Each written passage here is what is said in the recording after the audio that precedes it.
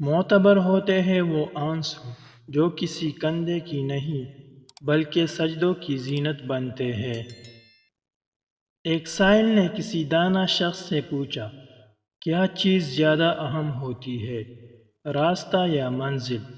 دانا شخص بولا، تمہارا ہمسفر۔ جس طرح کسی درخت کو اپنے پل وزنی نہیں لگتے، اسی طرح انسان کو اپنے گناہ وزنی معلوم نہیں ہوتے۔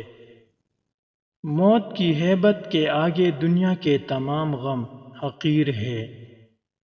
بے عقل بھی وہی کچھ کرتا ہے جو عقل مند کرتا ہے، لیکن کافی بربادی کے بعد۔ اعمال صالحہ کے بغیر جنت کی طلب اور اتباع سنت کے بغیر شفاعت کی امید اور نافرمانی کے بعد رحمت کی تمنا حماقت ہے۔ زندگی سسکی سے شروع ہو کر ہچکی پر ختم ہونے والا مختصر ترین سفر ہے۔ اپنے ارد گرد اعمال کے چراغ جلاؤ تاکہ موت کے راستے سے گزرتے ہوئے تمہیں تاریکی کا احساس نہ ہو۔ تم اس وقت تک کسی کو گناہگار ہونے کا طعنہ نہ دو جب تک تمہیں یقین نہ ہو جائے کہ تمہارے اپنے گناہ بخشے جا چکے ہیں۔ ہم جن لوگوں کو آسانی سے میسر آ جاتے ہیں وہ ہماری قدر نہیں کرتے، اور جن لوگوں کو ہم دستیاب نہیں وہ ہم پہ مرے جاتے ہیں۔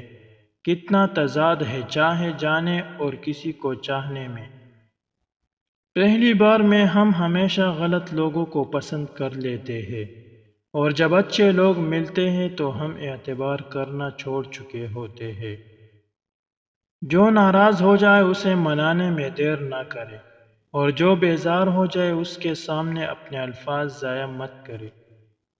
نئی نئی بلندوں کو ضرور چھوئے، لیکن ایسی اونچائیوں سے بچے جہاں سے دوسرے لوگ چھوٹے نظر آئے۔ بہترین رشتہ وہ ہے جو آپ کے عیب جان کر بھی آپ سے کبھی تعلق ختم نہ کرے۔ اس رب سے ہی سب سے بڑھ کر محبت کیجیے، کیونکہ وہ جو رب ہے وہی سب ہے۔ اپنے کردار کو نامحرم کی محبت سے داغدار مت کرو۔ حیا اور پاکیزگی کو تار تار مت کرو۔ تمہاری عزت محبت سے زیادہ قیمتی ہے۔ نفرت گناہ سے کرو، گناہگار سے نہیں، شاید وہ آپ کی محبت میں آ کر گناہ کرنا ہی چھوڑ دے۔ دھڑکنیں احساسات سے چلتی ہے، احسانات سے نہیں، اس لیے جس سے جب تک رشتہ رکھے احساس کا رکھے، نہ کہ احسانات کا۔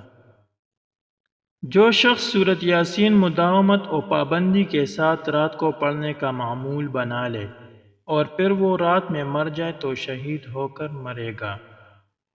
ہم اپنی کی ہر نئی صبح دیکھنے کے لیے بھی اپنے رب کی مرضی کے محتاج ہے۔ بے شک وہ جسے چاہتا ہے مہلت دیتا ہے جینے کی اور توبہ کرنے کی۔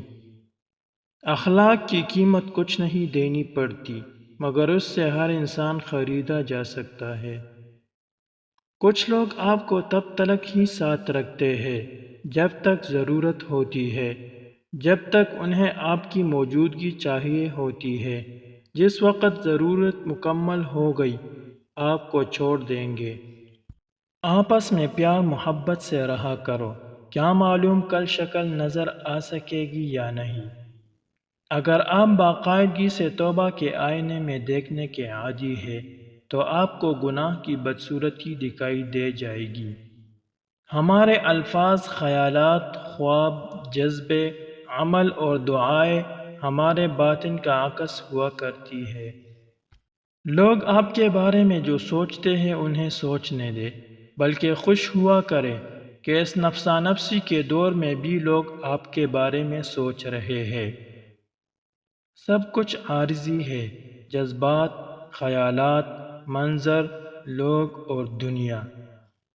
ارسطو سے کسی نے کہا، میں نے ایک معتبر آدمی سے تمہارے بارے میں کچھ غلط باتیں سنی ہے۔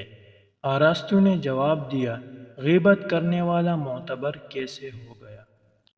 ایسا دروازہ بنے جس سے خیر داخل ہو، اگر ایسا نہیں کر سکتے تو وہ کھڑکی بنے جس سے روشنی گزرے، اگر ایسا بھی نہیں کر سکتے تو ایسی دیوار بنے جو تکے ہوئے کو سہارا دے۔ آپ بہت پارسا ہیں تو کسی گناہگار کو نیچا دکھانے کی کوشش مت کرے، ہو سکتا ہے یہ اس کا آخری گناہ ہو اور آپ کی آخری نیکی۔ سب کچھ بہت اچھے سے سمجھتے ہوئے بھی جب آپ خاموش رہتے ہیں تو اس کا مطلب آپ جانتے ہیں کہ سامنے والا کہیں نہ کہیں خود چاہتا ہے کہ آپ اس سے از خود دور ہو جائے۔ بخیل خواہ دولت مند ہو وہ لوگوں کے دلوں میں عزت حاصل نہیں کر سکتا۔ اچھے لوگ خوشیاں دیتے ہیں اور برے لوگ سبق۔